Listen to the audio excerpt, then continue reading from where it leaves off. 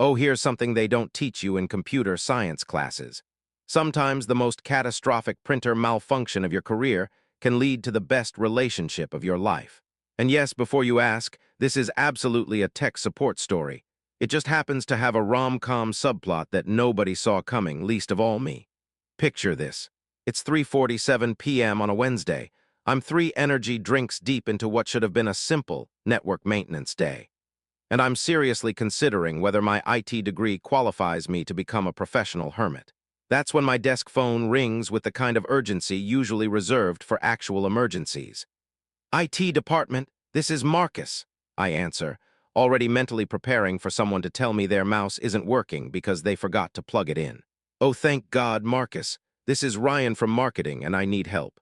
Like career-ending, possibly life-ruining help. Now Ryan from marketing was someone I'd only dealt with over email, always polite, never condescending, and refreshingly specific about his tech issues instead of just saying, "Computer broken. Fix please." I'd actually started looking forward to his tickets because they were like little puzzles instead of the usual "have you tried turning it off and on again" situations. What's going on, Ryan? Okay, so you know how we have that big client presentation tomorrow. The one that could make or break our entire Q4. The Peterson Industries thing? Yeah, I heard about it. Right. Well, I've been working on this presentation for 3 weeks. It's perfect. It's beautiful. It's going to save all our jobs and probably end world hunger. There's just one tiny problem. I waited, sensing this was going to be one of those problems that starts with tiny and ends with me questioning my life choices. The printer has eaten it. I'm sorry, what? The printer has eaten my presentation, all 47 slides of it, and not like, oh no, it jammed, eaten. I mean full Pac-Man, om-nom-nom, presentation is now part of the printer's digestive system, eaten. I blinked at my screen. Ryan, that's not how printers work. Marcus, I am looking at our industrial printer right now, and I can see the corner of slide 23, the one with the quarterly projections, sticking out of what I think might be its mouth. The printer has developed an appetite, and my career is apparently delicious. This I had to see. I grabbed my toolkit and headed to the marketing floor, which was buzzing with its usual controlled chaos. But as I got closer to the printer area, I could hear something that sounded suspiciously like crunching. And there was Ryan. Now I'd built up a mental image of Ryan from marketing over the months, probably middle-aged, definitely stressed, possibly the kind of guy who wore ties with cartoon characters on them. What I found instead was a guy about my age with the kind of messy brown hair that suggested he'd been running his hands through it in frustration, wearing a button-down shirt that was partially untucked, and the most genuinely panicked expression I'd ever seen on a human face. He was also, and I cannot stress this enough, absolutely gorgeous in that disheveled academic having a breakdown, way that apparently does things to my brain chemistry. Marcus, he said, looking up at me with these ridiculously green eyes. Please tell me you're here to perform an exorcism on our printer, because I think it might actually be possessed. I walked over to examine the situation, trying to focus on the technical problem, and not on the fact that Ryan smelled like coffee and some kind of cologne that was making my brain short-circuit. The printer, a massive industrial beast that probably cost more than my car, was indeed making disturbing crunching noises. And yes, there was definitely paper sticking out of various places it shouldn't be. But more concerning was the fact that it seemed to be vibrating. Ryan, walk me through what happened. Okay, so I was printing the presentation, all 47 slides, color copies for the whole team. Everything was going fine until about slide 15 when the printer just stopped. Not like a normal stop, but like it was thinking. Then it made this weird whirring noise, and suddenly it started sucking the papers back in. Sucking them back in, like a vacuum, or like it was hungry. I tried to stop it, but it was too fast. Now it sounds like it's chewing, and I swear I can hear slide 23 crying for help from somewhere inside its mechanical belly. I knelt down to examine the printer more closely, which put me unfortunately close to Ryan, who kept hovering nearby making little distressed noises that were honestly kind of adorable. Has anyone else tried to fix this? I asked, opening the printer's access panels. Jessica from accounting tried to perform what she called percussive maintenance with a stapler, but I stopped her before she could commit printer murder. As I peered into the printer's innards, I discovered the problem.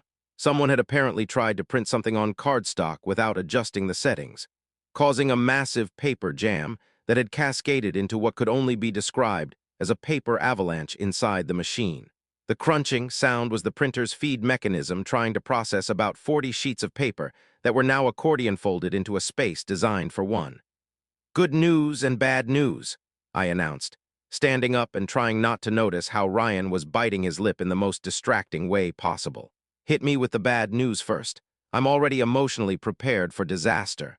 The bad news is that your presentation is thoroughly integrated into what I can only describe as a paper sculpture inside this printer. The good news is that the printer isn't possessed. It's just having the mechanical equivalent of indigestion. Can you save it? The presentation, I mean, not the printer's dignity."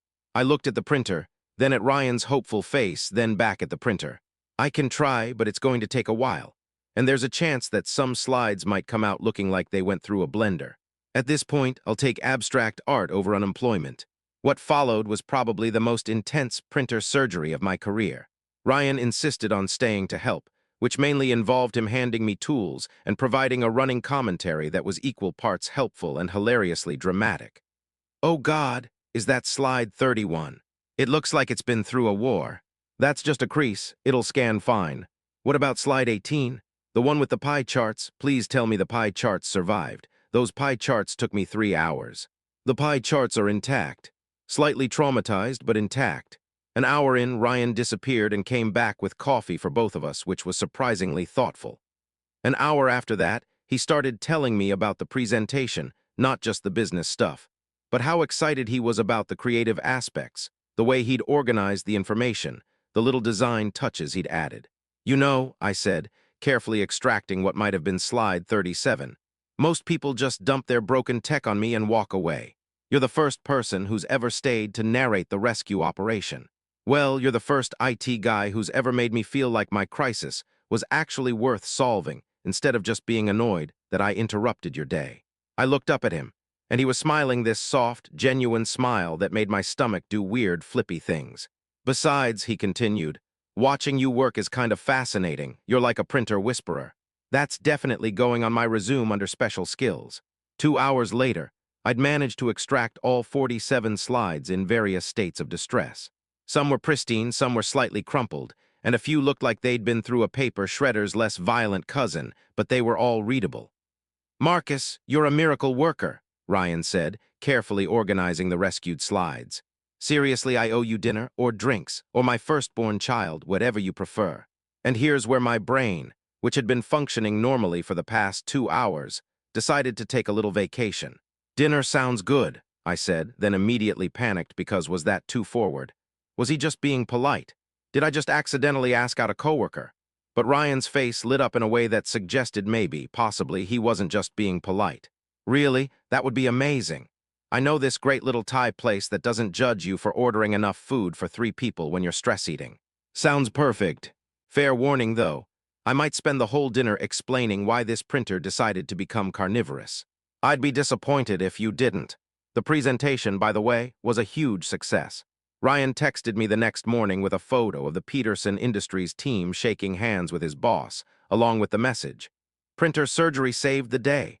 Also, still on for dinner tonight." That was 6 months ago. Ryan and I are now officially dating, and our origin story has become legendary in the office. The printer, which we've nicknamed Chompers, has been remarkably well-behaved since its exorcism, though it occasionally makes grumbling noises when Ryan walks by, like it's still bitter about having to give up his presentation. We've discovered that we're incredibly compatible in all the ways that matter. He laughs at my terrible tech jokes. I genuinely enjoy hearing about his marketing campaigns, and we both have strong opinions about the proper way to organize a spice rack. Alphabetically, obviously, not by frequency of use like some kind of anarchist. The best part is that Ryan has become my unofficial PR representative in the office. Whenever someone calls it with an attitude, he mysteriously appears to remind them that Marcus is a literal wizard who once performed open-heart surgery on a printer to save my entire career. So maybe try asking nicely. Last week, he surprised me with a coffee mug that says Printer Whisperer on one side and Ryan's Hero on the other. I use it every day, and it makes me smile every time I see it. We're planning to move in together next month, which means combining our tech setups and probably having very serious discussions about cable management. Ryan has already promised not to judge my collection of vintage keyboards, and I've promised not to reorganize his desktop icons without permission. The office betting pool about when we're getting engaged is up to $347. My money's on Christmas, but I'm not telling Ryan that because I don't want to influence the outcome. So here's the thing they definitely don't teach you in IT school. Sometimes the best relationships grow out of the worst technical disasters. Sometimes the person frantically calling for help turns out to be the person you want to help with everything, not just their printing emergencies. And sometimes, when a printer decides to eat someone's presentation, it's actually the universe's weird way of introducing you to your future boyfriend. Though I still maintain that turning it off and on again works for most problems. It just doesn't work for love. That requires actual printer surgery and the willingness to spend 2 hours elbow deep in mechanical carnage, while someone makes worried commentary and brings you coffee.